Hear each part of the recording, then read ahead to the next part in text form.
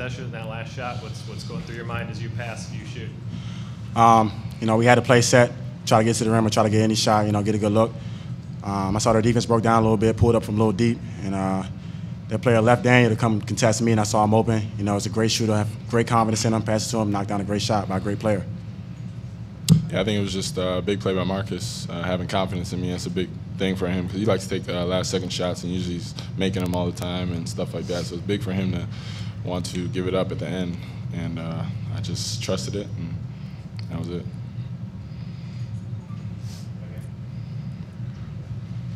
Omar, is that the wildest game you've ever played in? Yeah, I mean, the atmosphere for that game, the setting, I mean, being in the CAA tournament, being able to play in the championship game, I mean, yeah, that was definitely the craziest game I've ever played in. For Daniel to hit that shot, Marcus pass up the shot, I mean, your best player, you definitely want to take that shot at the end, and for him to pass that up, I think that's a lot of courage, and Daniel to hit that, and it was a great game.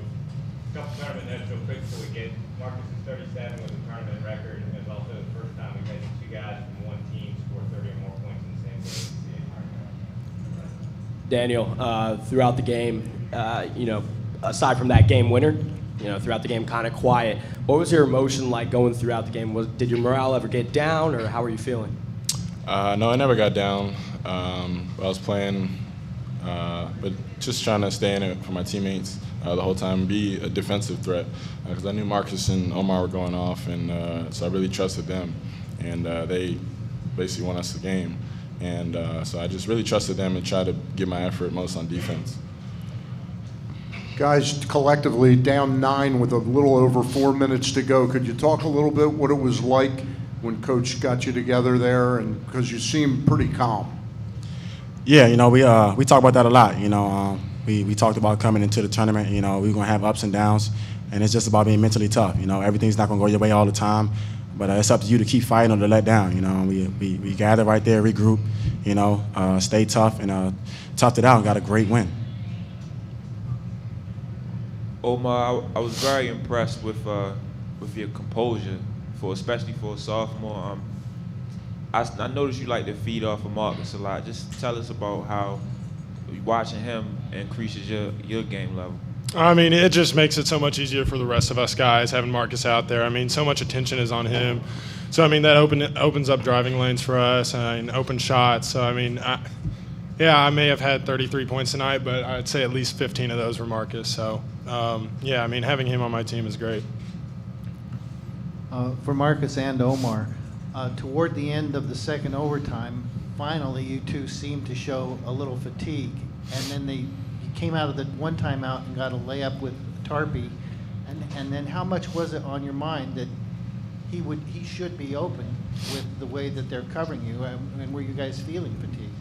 Yeah, well, we knew they were, really pressuring up on me and Omar, but we're a team. Like I've said all year, a lot of guys contribute, so that's a play we expect from Terry. He got open, made a great basket, made a great move to the basket, finished. So that was no surprise to us, and hats off to him for making that play. It's huge. I guess I'll start with Marcus. Obviously just a few minutes after the game, but given how close you guys got last year, what's this mean to you to come through a game like this, probably one of the best games ever played in CAA tournament history, and to grind it out and to win, to get back to tomorrow night? What's it mean to have won in this fashion and survived? It's a good win for us. We're going to celebrate for an hour or two, but, we came to win the tournament. Getting there isn't good enough for us, so like I said, we'll celebrate, enjoy this for a couple of hours, and then move on to our next feat, which is winning the championship game, and looking forward to that. For any one of you guys put your heart and soul into this one. You got one more left for tomorrow night? Of course. Yeah,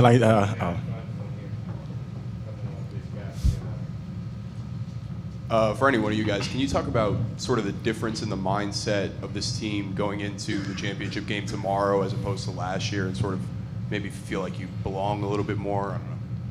Yeah, I mean, we haven't shied away from the fact that we're the number one seed. We're the top team in this conference this year, regular season champs. So, we wanted to embrace that, and we want to play like it. We feel like we're the champions. So, we want to embrace that, and we have to earn it. We understand that, but we'll do what's necessary or whatever it takes to get the win. So that's kind of our mindset going in, being the aggressor, being the attack. For any of you guys, given the way you lost last year in the finals to Delaware, so close, How much of that played with upon your determination to kind of pull this through today?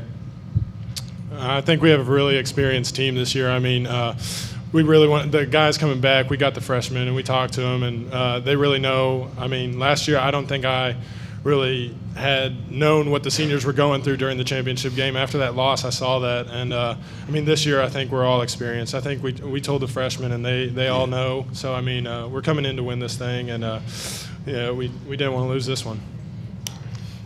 Terry Tarpey's injury looked pretty serious at first. How big of a deal was it for all you guys when he came back in? It was great. You know, Terry's easily one of our best players. You know, our best rebounder, does a lot for us. So, you know, see him go down, you know, it was tough. But, you know, the game goes on. We had to have other guys step up, and it was great to see him get back out there and continue to contribute, you know, even while he was hurt. So, again, hats off to him. He's mentally tough, you know, great kid, plays his butt off. So. All right, last two. Hey, you guys alluded to the crowd earlier. What does it mean to be so far away from home and still have 8,000 people up there screaming for you? I mean, they've been great all year. I mean, our crowd has grown over the course of this year. A lot more students have come out this year, and I mean, it's been great having them support us. I mean, they really get us going sometimes, I think, whereas we really didn't have that as much last year. Describe what you guys did on defense in the last few minutes of regulation, kind of extending it, and how important did you think that was to ultimately coming back? The 1-3-1 we went to? Yeah, well, we wanted to change up a little bit. We had been struggling with our zone defense, so we just wanted to give them a change of pace. And they did struggle with it a little bit, you know, kind of threw them off balance. And, you know, it was just big for us to try to keep them off balance and keep them guessing and make them have to call other stuff they're not accustomed to running. All right, thanks very much, guys.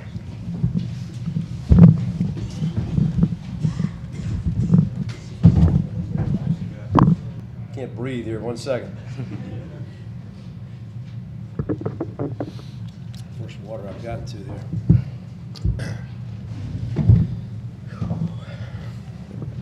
Start with some comment from Coach Shaver on that victory, and then open up for some questions. Wow. I mean, what a great college basketball game. It's you know, the type of game you feel bad for anybody that doesn't win it. But I'll quickly say, you know, I mean, I really admire the way they played. I mean, they had a great ball game. But I'll quickly say, too, that, you know, we got a tough bunch of kids in the locker room. We talked about coming into this tournament not blinking, and we didn't blink tonight. We showed incredible toughness on the floor. I thought they did as well, but you got to be a little lucky to win games like that, but you also have to make plays, and our guys made plays. Just a gutty performance, that's all I can tell you. Okay, questions, Stan? We got one right here.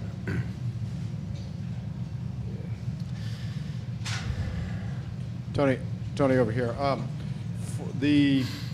Marcus's decision to pass the ball for the last shot. What does that say about his trust in his teammates? And you know, a lot of stars are going to require the last shot. Well, it's huge. I mean, I think it says a lot about Marcus. It says a lot about our team. You know, I think we've gotten to the point we are because we're a very unselfish basketball team.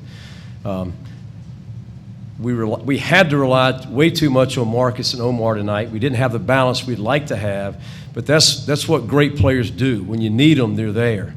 You know, and I think it's a big step for Marcus, you know, in trusting his teammates.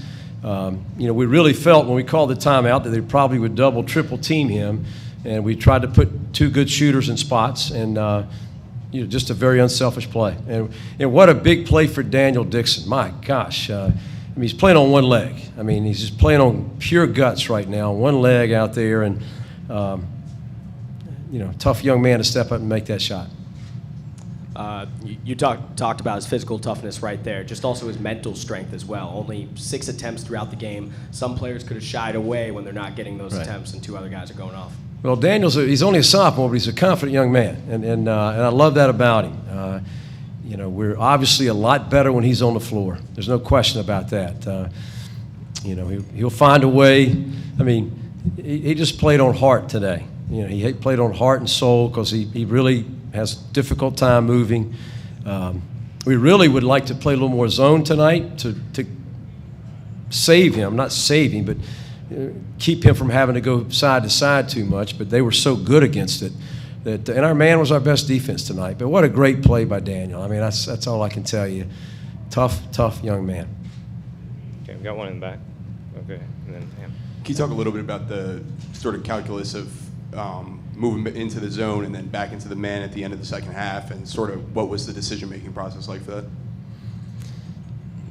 Trying to find a way to stop them. I mean, I wish I could tell you it's brilliance or something, but they're such a potent offensive team. They're really hard to guard, and we had success in the past with our zone against them, but they really ate it up tonight. Did a really good job attacking it. Our man was our better defense, and honestly, I don't know, 5 or 6 minute mark, we changed to a third defense, and it probably got us back in the ball game, quite honestly. We played in a 1-3-1 extended zone and really had a lot of stops during that stretch. And again, it allows Terry Tarpey to play a little bit, be active, aggressive, and we rebounded better out of it. Rebounded the ball better out of it. Tony, a two-part question. One, kind of piggyback on the Marcus question from earlier. Given he missed the shot last year at the buzzer to win the championship, is it doubly impressive that he passed it up today as opposed to trying to be the senior to win, to get his team to the championship game again? Absolutely. I mean, absolutely. I'm not sure how many guys in the country wouldn't find a way to take that shot, to be honest with you. But, Marcus is an unselfish player. I mean, he could get 37 a lot of times if he wasn't worried about our team and how they perform. But I said this before the tournament, I think Marcus would gladly turn that MVP trophy into a CA championship trophy in a heartbeat. And I think he displayed that tonight, really. And secondly, given how close you guys came last year, what's it mean to get to the championship game winning the way you did tonight? It means a lot. It means a lot. And I'm not sure how many times people stop and think, we lost 6 seniors last year off that team. So this is a very new ball club. So it means a lot to these kids to be able to battle and get back to this point again. It really does. Tony, it was a terrific emotional game, but we know that legs is the most physical factor in the game of basketball.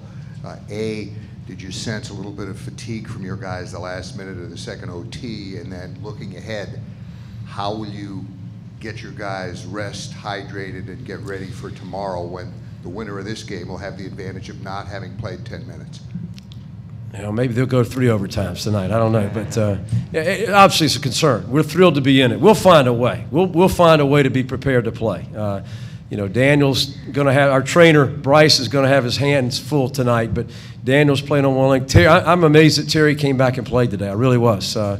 And so he's going to have some serious work to do on that tonight. But it's a tough young bunch, and there'll be no excuses from us tomorrow night. These guys put themselves in a position to win a title, and we'll be ready to play. Coach, in about 4.5 minutes to go in that second half, you were down 9. You showed amazing composure as a coach, and your players did as well. Could you talk a little bit about how much confidence you had that they could come back from that large a deficit? Well, I don't want any credit for that. They showed composure. I mean, they're the players, and I think it goes to the toughness of this team, and that toughness includes composure, I think, in those situations. We've been down this year and come back and won ball games, but it shows a lot about their hearts, their desire to be successful, quite honestly. Okay, 1 or 2 more. Anybody got else? All right, hold on, we gotta go because Hofster's waiting. Thank you very much, guys. Thanks.